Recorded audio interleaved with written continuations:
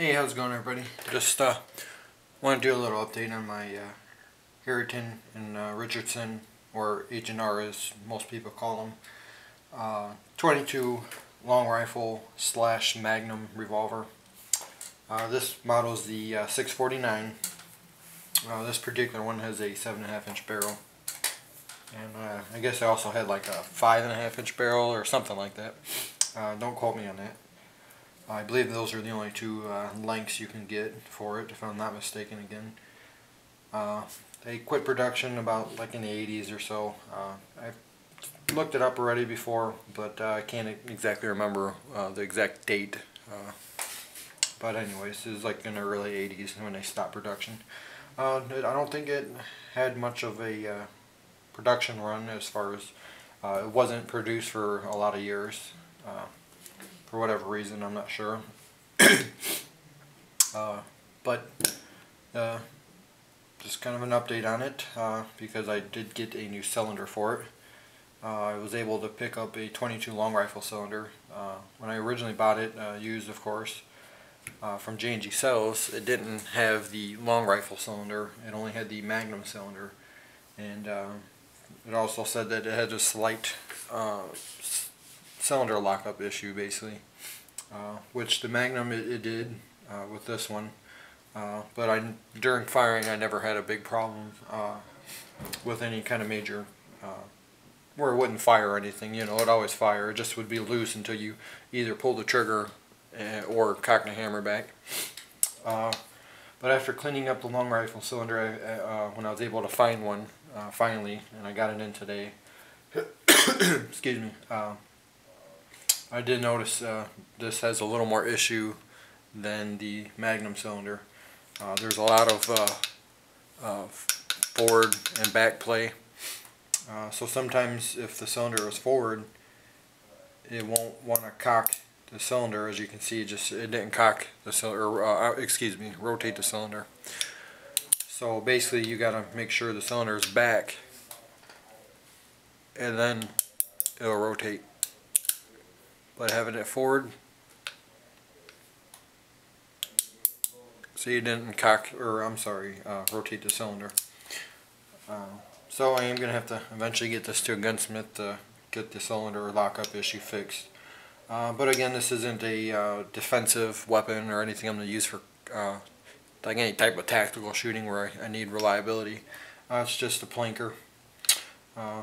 So basically I just I feel it's safe to shoot. The only thing is you just got to make sure the cylinder is back before you go to cock a hammer or pull the trigger. So it's just going to be a little of a pain in the butt when shooting it. But oh well.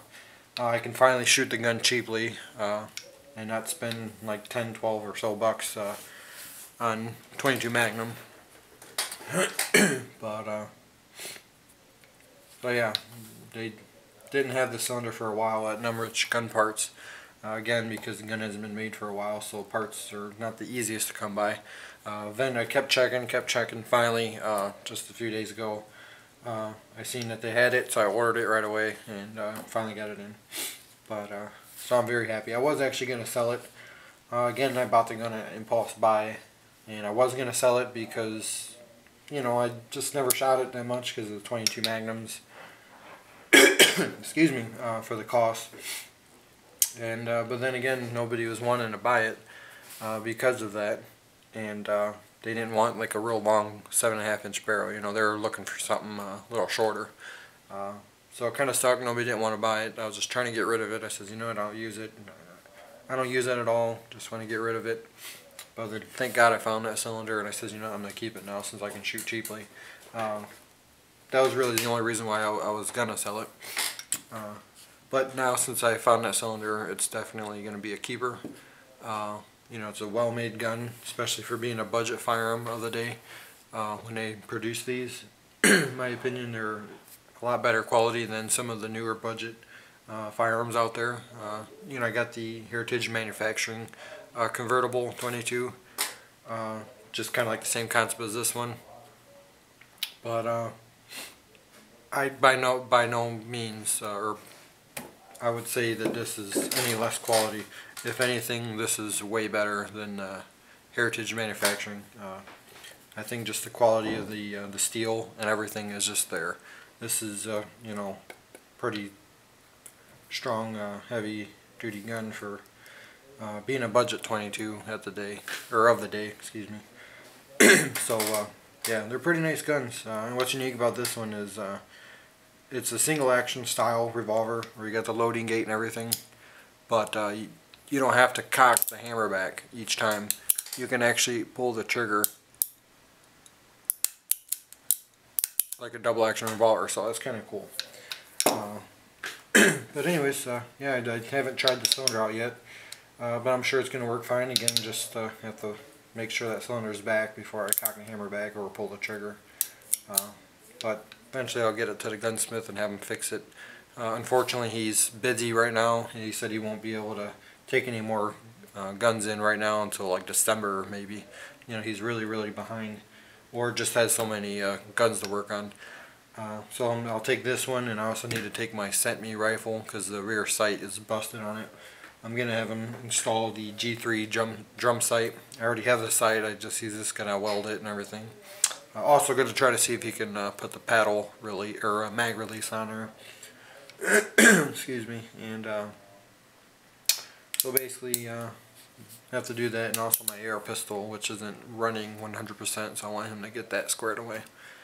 So I'll take all three of these guns when I take this one, or those other two guns when I take this one. So, but yeah, that's just the update.